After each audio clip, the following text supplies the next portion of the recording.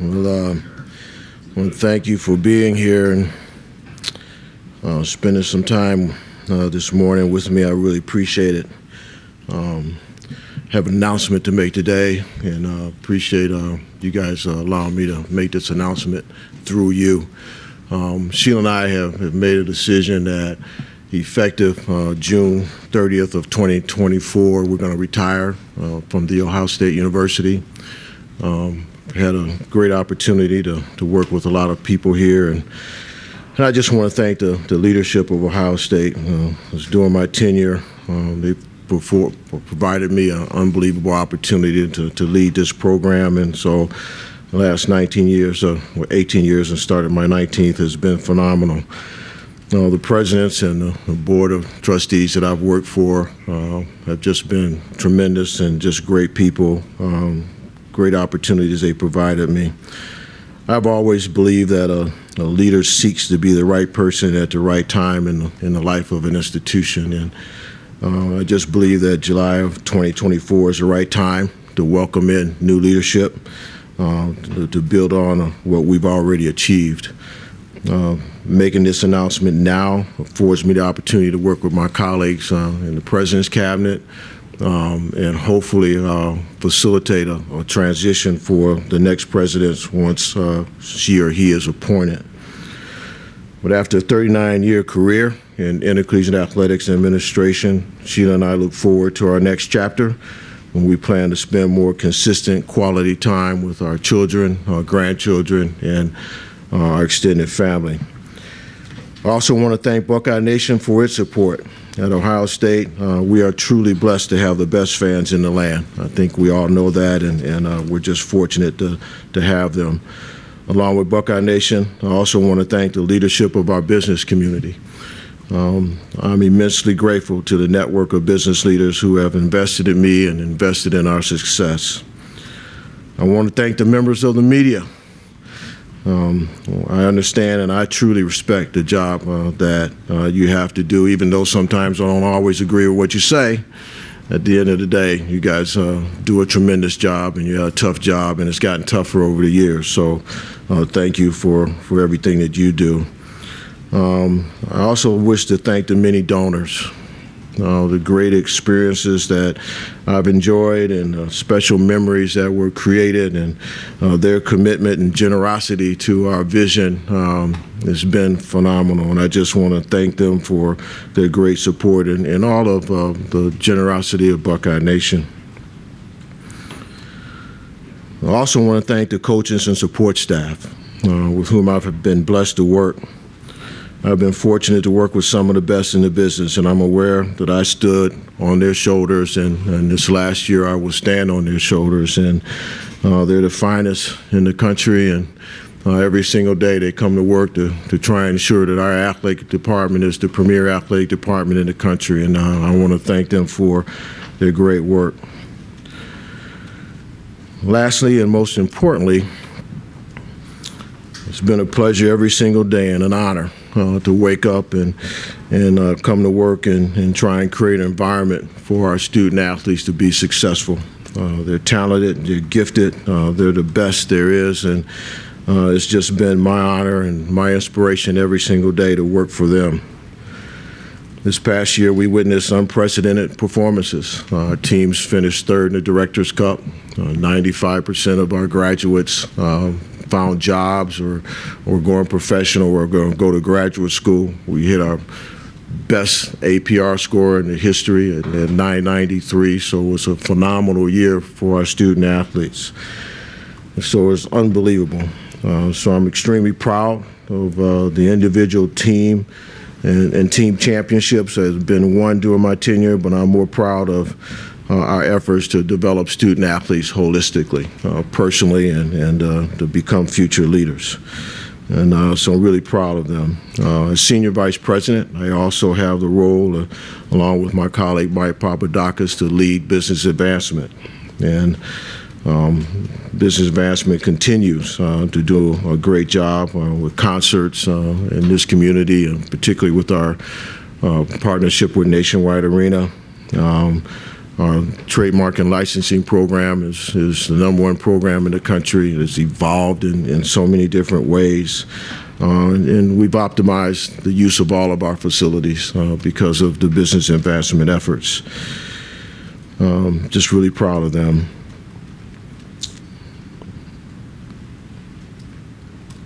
But most importantly and lastly, I'm really fortunate to have a wife who understands my world. We all understand that. You got to have a partner that is supportive, and she's been supportive for a long time, and is a great friend, great colleague. Fortunately, she had been in the business, so she appreciates it. But she's been my emotional support through good times and bad times. So I don't know where the hell she is. She was here a minute ago. Love you, baby. Thank you so much. Appreciate you, Sheila. So I also want to thank my children and grandchildren because they've embraced Buckeye Nation in a big way and taken advantage of the opportunities to party. So really appreciate their support throughout this time. We have another year to chase a lot of opportunities, and we're going to chase them hard like we always do. So I'm here to answer any questions you have, and I know all of you thought that I was coming here to talk about realignment, so I'll answer those questions too. So I'm really proud of Jerry. He did a phenomenal job of keeping this quiet for a while because, you know, we had the shelter of that issue. And, so thank you, Jerry, for your great work. I'm so proud to work with you every single day. So.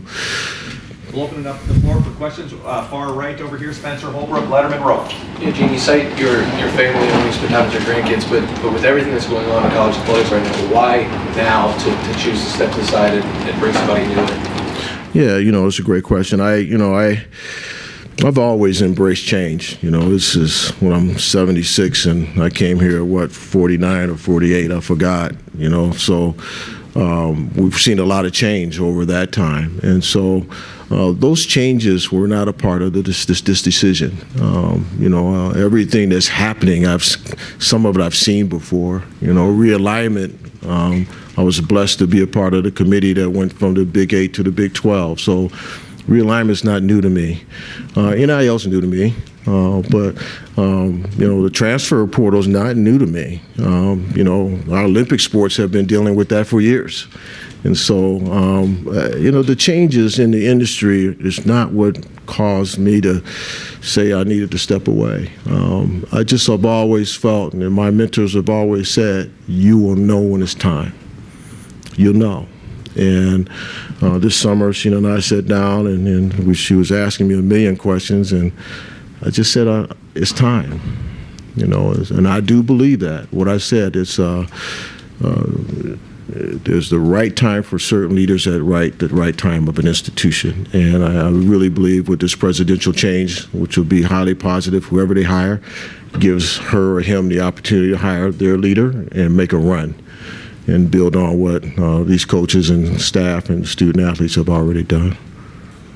We'll go third row middle, Dan Hope, 11 Warriors. Gene, I mean, just when you kind of see, you know, all these changes that are coming, I guess, you know, when you look at, you know, who could fill your shoes and kind of lead the athletic department next, kind of what would be your advice to them? What do you think are maybe the biggest things that they're going to need to be prepared for as they ultimately take over the Ohio State Athletic Department? Hopefully, I mean, they're going to hire someone skilled and, you know, with experience. So, you know, someone hopefully with a high IQ and EQ, you know, someone that understands the value of people. It's a huge characteristic. Someone that holds true to their values of integrity and respect for others and excellence in every single thing you do.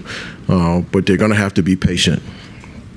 You know, in this ever-changing world that we're dealing with, you got to hit pause and don't overreact and just be patient and be curious and inquisitive and, you know, just ask a lot of questions. And then at some point, you have to be authoritative and lead. But you just can't overreact in this space. It's just too crazy. And then, you know, they need to keep the trajectory in what we do, this culture. We recruit talented and gifted young people with great character. great character, and that has meant so much to our ability to be successful in the classroom, in this community, and on the competitive in the competitive arena. Character is critical, and so we've made a significant improvement in that space. You guys see it. You interview those kids every day, and so that person, whoever it is going to have to embrace what we've done. But also, those characteristics that I mentioned earlier, hopefully they'll have. You had said a couple of years ago that you thought it would be a good idea for FBS football to split away from the NCAA with everything that's happening. Do you still think that's the case?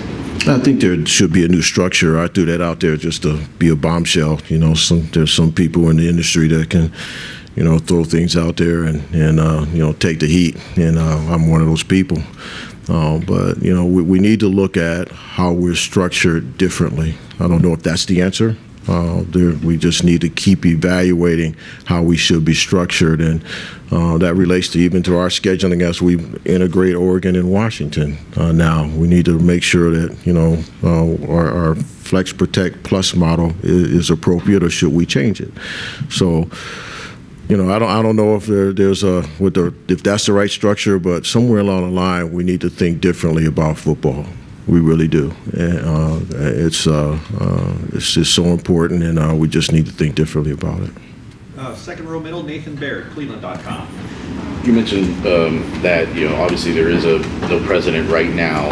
So I guess how are you envisioning this transition happening with that sort of leadership absence? Are you working with university to integrate that person, and how does that work with your successor? Yeah, great question, Nathan. So our president's cabinet, which is all the vice presidents and senior vice presidents, we meet every Tuesday, and we're working closely with our board of trustees as we manage the institution in the absence of a president, and that's working well right now.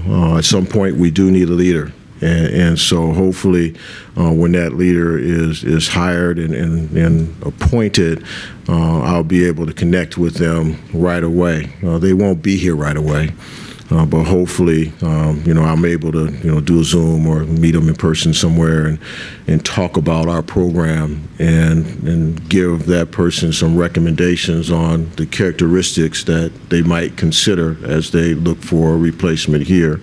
And then from there, it's just all a matter of timing, when that person's appointed, when they're here, and how they want to do it. If they want to appoint a search committee, hire a search firm, I just don't know, but I'll defer to whatever they want to do. Just to clarify on that, the search for your successor, does it start now? Do you know? Does it start? It will start. I'm sorry, Nathan. It'll start when the new president's here. Unless something happens and they're not here over the next years, then the trustees will conduct that. But I anticipate that there'll be a new president, and that's that person's hire. To ask on the expansion side of things, just to go back to things you said in the past. Last July, you and President Johnson were using words like huge and significant to talk about the media rights deal that was coming. Mm-hmm. Then after the media rights deal came, you expressed some skepticism about adding other teams. Mm-hmm. And Oregon and Washington were out there at the time mm-hmm. because it was going to dilute that media rights deal. So do you have any even ballpark details about what kind of new revenue is coming in that makes this good or palatable, or however you want to? Yeah, so it was not dilutive to us. So the original dollar figures that we had prior to Oregon and Washington coming in stayed the same for the institutions that were already in. Fox brought new money to the table for Oregon and for Washington that they provided. And I don't know the exact numbers. It's somewhere between 30 and 35 million. I just don't know what the exact number is. So it wasn't dilutive to us. So the long-term play is that hopefully when we go to negotiate the next deal, there's valuable inventory. So year 5 or 6, whenever, assuming it's Tony, goes to negotiate a new deal, you have Oregon and Washington in your portfolio. Does that answer your question, Nathan? Excuse me. Third row right, Rob Aller, Columbus Dispatch. Gene, what are you proudest of over your tenure here? I mean, as specific as you can be. And then on the flip side, what biggest challenge, toughest moment? Yeah, oh, wow. Rob, you're going deep on me, man. There's so many great moments. It's funny. The national championship in football was special. The 3 national championships in volleyball, men's volleyball was special. The wrestling national championship was unreal. I think I was in North Carolina with women's basketball and had to fly to St. Louis in order to catch that, to see those young men perform. So there's been championships and individual student athletes who just been so impressive. Christina Manning in track she was just fun to watch. So it's just so many of those. But I'm most proud of the fact that we've been able to create a culture where we develop the student athlete holistically. And that means so much to me, Rob. It really does. That it took us a little bit to transition to that, to make sure that when that student athlete leaves our little cocoon, she or he is ready. They're ready for the next chapter in their life. And we didn't do that well when I first came. We didn't. And I have to compliment my teammates, everybody, because they all embrace that vision of making sure we challenge the student athlete early in their career, their freshman year and sophomore year, to make them figure out what path they might want to be on, and put in place the program. So I'm most proud of that. Our kids have great character. They're really good people, and that's cool to me. Oh, challenging, 2011 was hell. That was painful. The student athletes who were impacted didn't deserve the penalties that they had to deal with. That was hard. People were affected negatively, and that was a hard time. And so, helping Luke Fickell through that year was hard. That was really challenging, and I have to compliment him for his resiliency and his commitment, and just his stick-to-itness to try and keep our program afloat. So that was a hard year, dog years. And obviously, COVID, we all had that. I shouldn't talk about that because that should be all in our rearview mirror, but because we all went through that. But you guys know that story, and so that was a hard year. Right next door, Tony Girdman, Buckeye Huddle. You mentioned thinking differently about football. UCLA head coach Chip Kelly came out this week and said that the top, say, 64 football programs in the nation should do what Notre Dame does, and just be independent in football and in conferences and everything else. And basically just create one big football conference. Your thoughts on that, the viability of something interesting. like that? Interesting thought. I haven't thought about that, but no, I don't have a whole lot of comments on that. I'm sure there's a lot of ideas out there. I haven't studied that, but it's an interesting idea to throw on the table. How difficult would that be? For the next people. Yeah. How difficult would it be to herd all of those cats TV-wise? It'll be. You look at what's happening in the ACC and the grant of rights and things of that nature. You have those type of things, and even my idea that I threw out there, you got to think long haul. Those ideas don't happen overnight. So you have to say to yourself that that's the future model. That's what we should work towards. And I haven't looked at his idea, so, there's building blocks to get to that. But at the end of the day, whatever model that is evolved, from committee or whoever, it's not going to happen overnight. So. Would there need to be like a czar? I've always felt that there should be an individual that's responsible for college football. It kind of fits that model that Dan raised, is that there ought to be an individual that wakes up every single day and that's their job. And rules, all that stuff, it should be compressed into one unit. And it's decentralized in the different areas now. So it's too big, it's too important, and it's going to get bigger. So anyway. Front row right, Austin Ward. Rivals, dot the I's. Gene, Rivals never, what? and dotting the I's. Oh, And okay. 97.1 The Fan and the podcast. Holy smoke, what a brand. That's right. I am a businessman. Gene, you never said this publicly. I think many of us, or some of us, thought that maybe 4 or 5 years ago would have been that right time that you've talked about for retiring, and then you had the transition to Ryan Day, you had COVID. Do you think at all that the timeline for yourself shifted? You stayed longer because of everything that was going on around here and in college sports? Maybe Sheila can answer that. That's great. She's over there texting, so she didn't hear your. This is great. She didn't hear it, but yeah, you hit on it. So every summer, to your point, she and I sit down and literally think about, okay, what are we gonna attack this year? We got our long-term goals, right? But at the end of the day, what are we going to attack and accomplish this year? And so those years, I just felt like new leadership couldn't handle those things.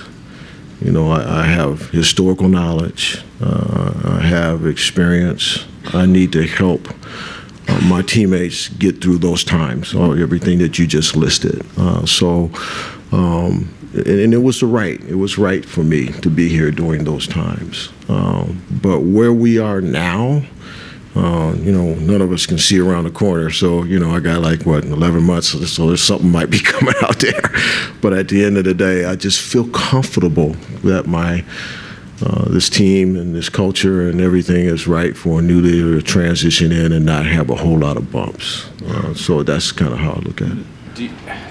This is probably, unfair for you to address it specifically, but They don't ask it. well, because of the challenges of this job and the institutional knowledge that you talked about, do you think that in 11 months' time, someone is going to have to come in here who already has that, some institutional knowledge? I don't know. That's really up to the next president. That would be up to what they're looking for in that person. I just think institutional knowledge is important, but I'm not making that higher, if that answers your question. You don't think you'll have any input on that? Oh, I don't know. It depends on the next person. They might not like me. Second row middle, Doug Maurice, the podcast. Gene, when you think about all the changes that are going to be implemented now, you're saying the new person coming in hopefully won't have too many bumps. Do you think there are a lot of things ahead, though, just in terms of how an 18-team Big Ten is going to work and all the logistics of that? And again, you guys will be working on that because they're right. You're timing this not coincidentally to them joining the Big Ten and you're leaving around the same time next summer. Do you think there are going to be a lot of challenges just with the devil in the details of all of this that the next person will face, or do you think it'll all be smoothed out? No, it's funny. It's a matter of how you look at things. I don't look at those as challenges. I look at those as opportunities. The merging in USC and UCLA and Oregon and Washington, the 12-team playoff. Those decisions were made with good input and with good knowledge and et cetera. So now that's the work, is actually taking advantage of those decisions. I don't see those as challenges. That's the business. That's what you do. Now, challenges are things that happen around the corner that you don't see. That's coming at you that you got to respond to, and that's where you got to hit pause, use your teammates, be smart. But those things that we're talking about, the changes in the industry, I don't see those as bumps. I really don't. The transfer portal has to be tweaked. The days, the timing, all that stuff, but that's the business. It's always been the business. So I don't see those as bumps, if that makes sense. Our culture's good. Our people are good. We're on a good trajectory with everything else, academically. So I think the person's going to inherit something pretty special. When you think about the future of college sports, that will no longer be your job to worry about, but you'll still care. Are you worried? Are you optimistic? What do you think when you're sitting back in retirement and watching? Do you think you'll feel good, or do you think you'll think, "Oh man, what's going on here"? No, it's funny. I probably will, after I finish, having my glass of water. But the reality is, I know that college athletics is going to change more. It's changed a lot already. And I can't sit here, and I don't think any of us can sit here and say, I wish it was like when I played, or I wish it was like when I coached. That's unrealistic thought process. The ecosystem we serve today is totally different. Totally different. Their experiences are significantly different. So you have to have this mindset that change is coming. And if you're in it for the right reasons, then you ultimately embrace that change and figure out how you adapt to it. If your goal is to be the best at what you do, then you embrace that change. You shift. One of the greatest books I ever read was John Maxwell's book, Leaders Shift. And it talks about how leaders have to begin to shift because change is inevitable. We all deal with it. So it's just a matter of how you deal with it. So I don't think college athletics is ever going to go in the tank. It's going to be different. There's going to be new legislation. There's going to be a new structure here and there. The student athletes are going to be different. But how do you embrace that change? How do you make the best of it? It's the attitude you have to have, if that makes sense. Third row right, Cameron T. Robinson, The Athletic. Gene, how has your job evolved? I mean, you've been through a lot of change. How has your job evolved as you try to deal with the transfer portal and then also try to deal with realignment that seems to come up every couple months? Yeah, it's that's it. You know, it's kind of a little bit what I was talking to Doug about. You know, you have to first and foremost, and there's a lot of layers to that question. So, you know, if you're focused on being the best you want to be, then that means the team around you. You know, we have 523 employees in athletics and business advancement. You got to really pay attention to that culture and that environment. And we have a significant number of employees who are just starting in the industry. So making sure that you create a culture where they're being developed, where they're growing. And so, because it starts right there. If you don't have good people, you can forget it all. So what's changed for me is recognizing that their experiences have changed, and me being sensitive to that and humanistic to that, and making sure I create an environment where they can be the best that they can be. That's really changed. You know, back in the day, you just worked, and you didn't worry about people's feelings and things of that nature. But today, you better. And so that's changed. Everything that we've talked about already seems to be on a faster track. Nowhere in my experiences have we had in the aggregate NIL, transfer portal, leadership change at the NCAA, realignment like is happening right now, the evolution of streaming versus linear, the aggregate of those things, and I didn't even mention some things, have been different. And so having to really understand that and adjust to it has changed. And so it's no longer just fundraising and winning games, right? It's all being able to lead a group of people in the face of those changes. That's changed over the years. Going through all of that and seeing how the staff you've built, the people behind you have grown and gained experience through all that, is that, you talked about you trust that this staff, like the people you're leaving behind, can deal with the changes. Does that give you more confidence knowing they've been part of all that stuff? Yeah. There you go. Great question. And that's, you know, I've always wanted to leave a place better than I found it. But I also want to leave a place that when the next person comes in, gives them a chance to transition in as smooth as possible. And they now have that ability with this team. And it always wasn't that way.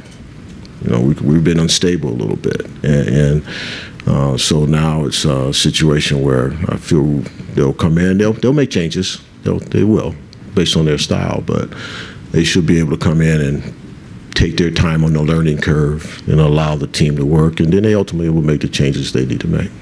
Front row middle, Bill Rabinowitz, Columbus Dispatch. Yeah, I have two. One, first, you're not the first black athletic director, but you're probably the most, people would consider you the most influential, significant one. What does that mean to you? And the other one is not as pleasant. 5 years ago, when all the stuff happened with Urban and the Zach Smith stuff, how much does that, how much do you think about that? How much part of your legacy do you think that is? Any reflections on that period? Yeah, so I'll answer the second one first. You know, there's moments in my history where they were disappointed. It gets back to Rob's question. You know, 2011 was hard. That was harder than, you know, the time that we dealt with Urban. But that was hard, right? And I'm disappointed that we were there. Disappointed in the student athletes that had to bear the pain of that. Disappointed that Buckeye Nation had to bear the pain of that. Disappointed you guys had to cover that. So it was hard. And so, yeah, in my career, my legacy, not just here, Arizona State and Iowa State and Eastern Michigan, you know, there's been times when I wish I could have done something different. There's no question about it. And that one you just raised, no question. You know, I don't know. I really shouldn't. I don't want to talk about that. That's not important. But you know, any leader who says that everything was smooth and they look back and they wouldn't have changed the decision they made, I'm not so sure they're being 100% honest with you. But some are perfect. I'm just not perfect. You know, give me your first question again. I'm sorry. Yeah, you were not the first. Oh, yeah. So, you know, it's always been an honor. You know, I decided this years ago. You know, I was 29 as an athletic director, and you know, one of the few, and I think it was only 2 at that time. And I decided that you know, I was just going to do my job and try and do it excellently. And disregard the color of my skin. And that was hard because there were a lot of rooms that I walked into in the 80s, early 90s where there were people in the room that didn't want me there. And I knew that. Fortunately, I was able to be embraced by the people who did want me there, the Cedric Dempseys of the world, the DeLosh Dodds, the, God bless him, Michael Cleary of the world, who embraced me right away. And there was those others that I knew that didn't want me there. But you know, I've always felt that it was an honor and a privilege to be the first. And I didn't see it as a burden, except that in the early years, I knew I couldn't fail. Because if I failed, I'd be the excuse back in the day. That's not true today in a lot of places. Still exists, but not as true today with the hiring authorities as it was then. Because if I failed, it would have been, see, they can't do it. So I'm proud of that. I'm proud that I've been blessed to have this career. Fourth row right, Pete Nakos on 3. Gene, Greg Sankey was on the Paul Feinbaum show yesterday and spoke about where the college football playoff stands right now. Would you like it to be re-examined with all of the realignment movements in the last 10 days? And would you be open to an idea possibly where all 12 teams could be up for maybe the top 4 spots in the playoff? Yeah, I haven't thought about that, and you know, I have tremendous respect for Greg. He and I go back years serving on NCAA council committees, and I think he's outstanding. And so I was texting him this morning about this decision, and you know, he's going to be in it a while. So I don't know. I haven't been in those rooms. I haven't thought about that. I'd like the 12-team playoff, but they do have to figure out, you know, the new format, considering the conferences, and they have to figure out the revenue share, all that. So I trust Greg, I trust Tony Petitti, so I leave it to them. Second row left, Steve Hellwagon. Steve, what's up, brother? Yep. 24/7 Sports. Congrats. I remember interviewing you when you got the job. And, yeah, back in the day, I didn't have gray hair. The before and after pictures of everybody who comes through here are pretty stark, but you can talk freely. You're going to be out of this in a year or so. Just in your mind, you know, USC and UCLA, you look at it, you say, you're gaining the Los Angeles market, California. Oregon and Washington, to me, doesn't feel like Ohio State benefits, at least monetarily, a whole lot from that. What was the end game? What is the end game in all these chess pieces moving around in your mind? Yeah, well, first, I have a lot of respect for Oregon and Washington. Keep in mind, when we studied UCLA and USC, we also studied Oregon and Washington, so our learning curve in this decision was not that hard. I know those athletic directors, Jen at Washington and Rob at Oregon, good friends and really great colleagues, but they're AAU institutions, strong academic institutions. They're in markets. When you look at the demographics of the Northwest, it's a young population. It's a young population. So when Tony gets to the point of renegotiating a new contract and we have streaming, that demographic might be more amenable to that type of platform. But when you look at the new coaches AP poll, I think Oregon and Washington are ranked in the top 25, right? They have proven themselves as an institutions that invest in their athletic programs. They're valuable institutions to bring into our league. So you got to think long haul. If I was just thinking competitively, no, I don't want them, man. I don't want to play them. But that's not, how you do business. So I just think they're great institutions. They're going to be, it's going to be exciting for our league, for Washington and Oregon to come in at the same time as USC and UCLA. It's going to be exciting for our fans. When they go to Washington or go to Oregon, they're cool places. So I think there's a lot of positive elements around it. Sure, there's some negatives, but the positives outweigh that. You said you didn't want to be part of a model where the athletes were employees or paid directly. You guys turned a $20 million profit, or whatever the exact number was. Some of that, an 8-home game last year, probably factored into that. And with an increase in television money going forward, at least for your league, at some point, don't you feel like the athletes deserve some of that money that the schools are bringing in, aside from the collectives? Would this in some way streamline this entire process of what we all are being led to believe is a bidding war for high school athletes right now with NIL collectives? You can speak freely. You're leaving this model. I'm not gone yet, though. I'm not gone yet, Steve. Don't go too deep there. You're getting emotional. So get to the question. What's the question? What's going on? Do you feel that there's any way you can justify not paying the players going forward? Yeah, well, first of all, I do not believe that student athletes should be employees. That's a whole new relationship. Now, to the heart of your question, we need to continue to look at ways where we provide monetary support to the student athlete. People forget all the time about the investments we currently make. Okay, so as an athlete in football, you get room, board, books, or tuition, and remember, we got cost of attendance approved. That wasn't a part of the scholarship model. And remember, the Austin money, the $5,980, that's added to your scholarship. So should there be more money added to that line item? Sure, I'm fine with that.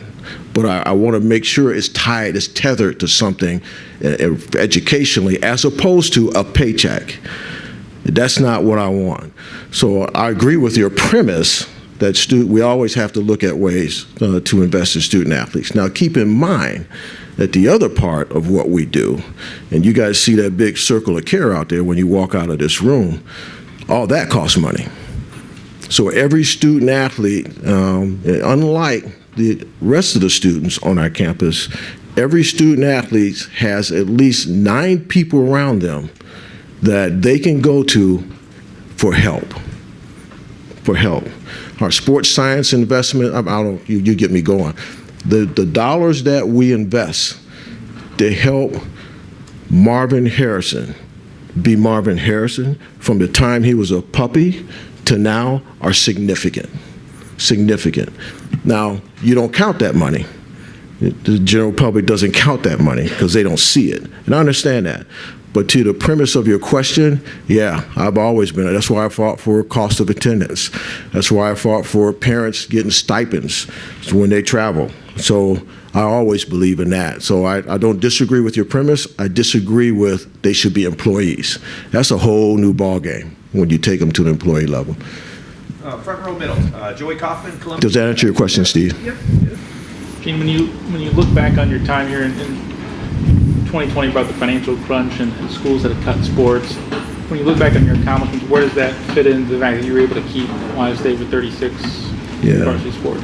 Yeah, that's a proud moment. That's a great question. I appreciate that, Joey. It's hard to sustain a 36 sport model in this world, especially when you need to make the investments that Steve talked about and make the investments in our facilities and in all those type of things, and our costs go up anywhere from 5 to 6% a year just naturally because of travel and things of that nature. So probably the fact that we've been able to sustain 36 sports, proud of our coaches for working within the expenditure guidelines that we've provided them, and they've done a great job in that area.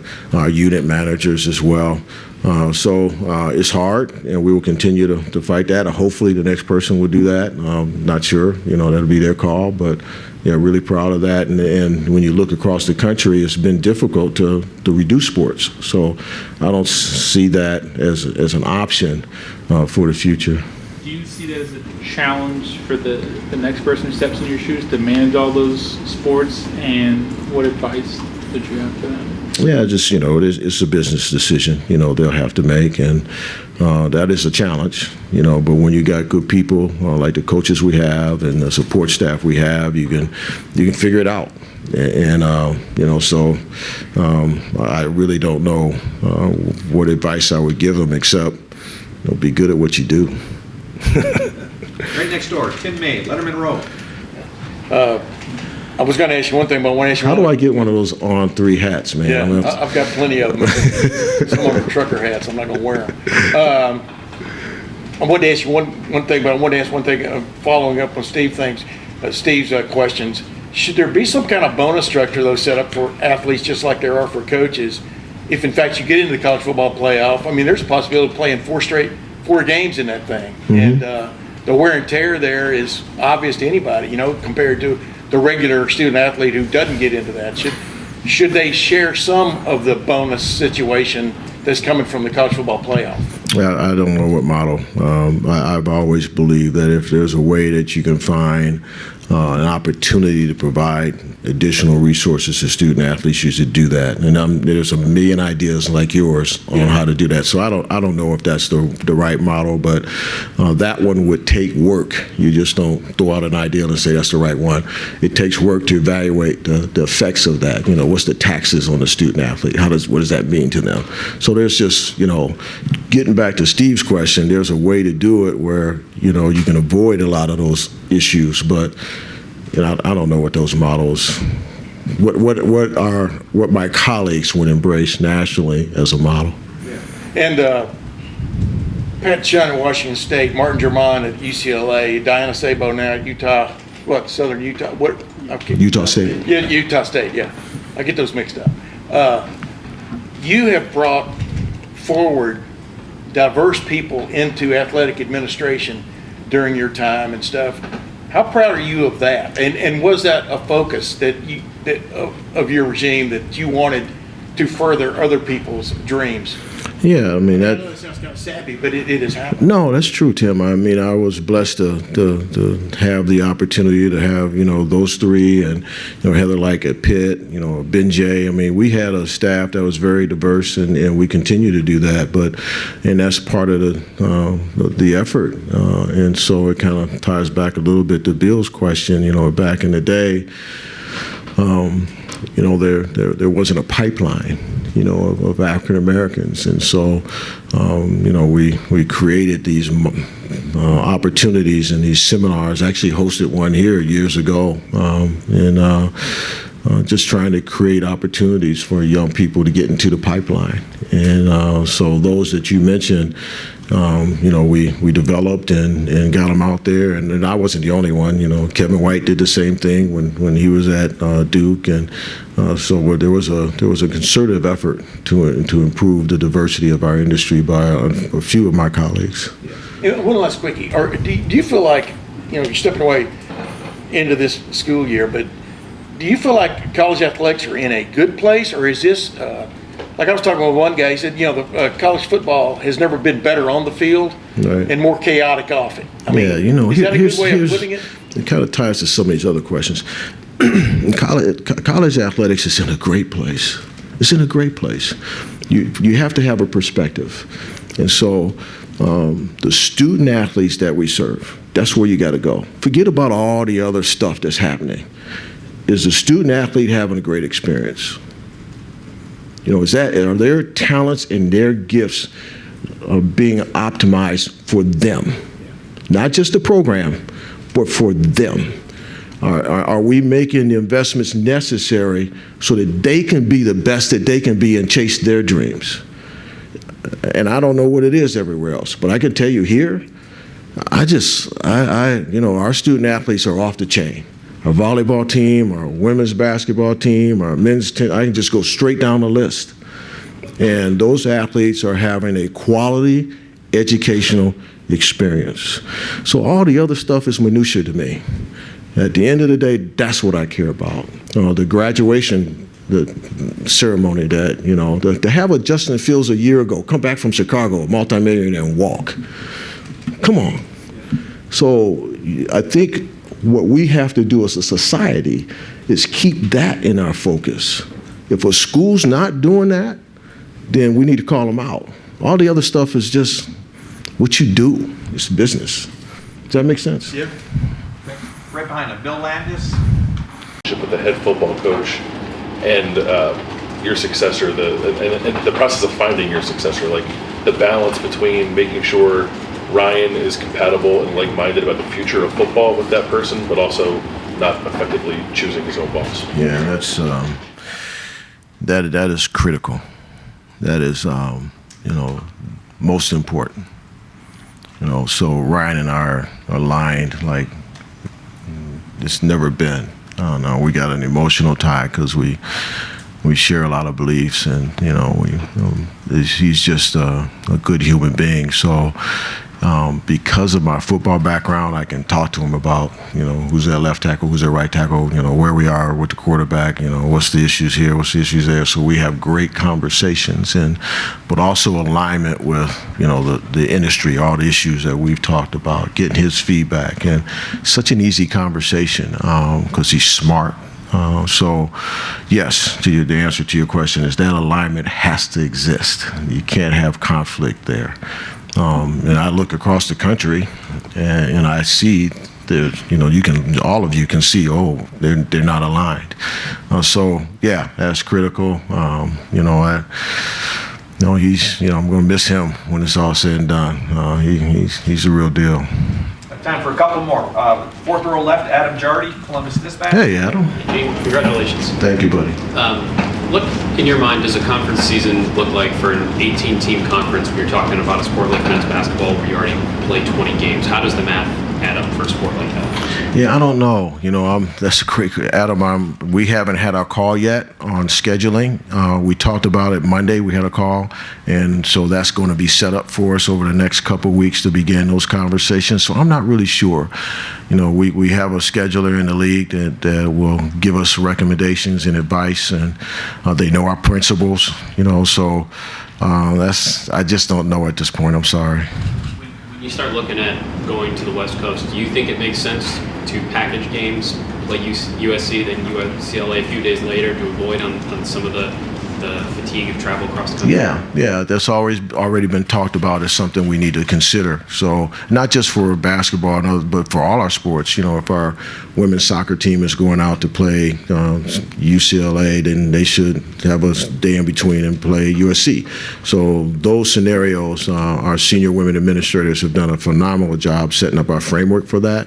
But now with Oregon and Washington coming in, we kind of have to reevaluate and see if that framework still works. Where do other sports other than football fit into the conversation about expanding the conference? Yeah, so each sport is different. What we can't do is look at, all of them holistically. Tennis is different than volleyball, and swimming is different than track, so you have to kind of look at them that way. And so our senior women administrators have done a great job of looking at each individual sport their nuances, their seasons, their ability to have postseason competition, in the conference and nationally. So they've created a framework that still they're working on, and they'll continue to work on now at Oregon and Washington's end. So all of them have the similar issues as basketball, but now we just got to kind of dig in deeper. That makes sense. And right behind Adam, Joe Nugent, WCME. Hey, Joe. Hey, how's it going? All right. On the personal side, curious when the calendar hits July next year, is there anything you're looking forward to finally do? Yeah, that first week, I think we're going with our family to Colorado somewhere. So, Sheila's already figured that out. But yeah, I'm, my plan is to move on. Get out of the way and let the new leader lead and not be in her or his hair. So that's the deal. But yeah, I'm looking forward to July. And I may come back to one of your press conferences just to bug you guys. Maybe Tim will give me a hat and I can sit in the back and ask questions or something like that. Yeah. Actually, I do have one more question. Fifth row middle, Braden Moles, Buckeye Sports Bulletin. Gene, over the next 11 months for you, balancing wanting to leave, a positive landscape for the next AD and still having a job for you to do, how do you balance how do you envision your kind of initiatives and focuses over these next 11 months? Yeah, great question. I intend to sit down with my team and have a conversation about, okay, what should I make sure I focus on this year? There's a lot of things to do, but in my short time, I'll take their advice. What do you guys think I should focus on? So I don't make those decisions by myself. So haven't done that yet, but at some point I'll sit with them and we'll brainstorm, and I'm sure fundraising will be in there because that's a large part of the job. But I'll just have to talk to them and get their feedback, and then I'll focus based upon what they say. Gene, thank you very much. Thank you, all of you. Thank you. Appreciate it, Jerry. A couple of you guys I know have texted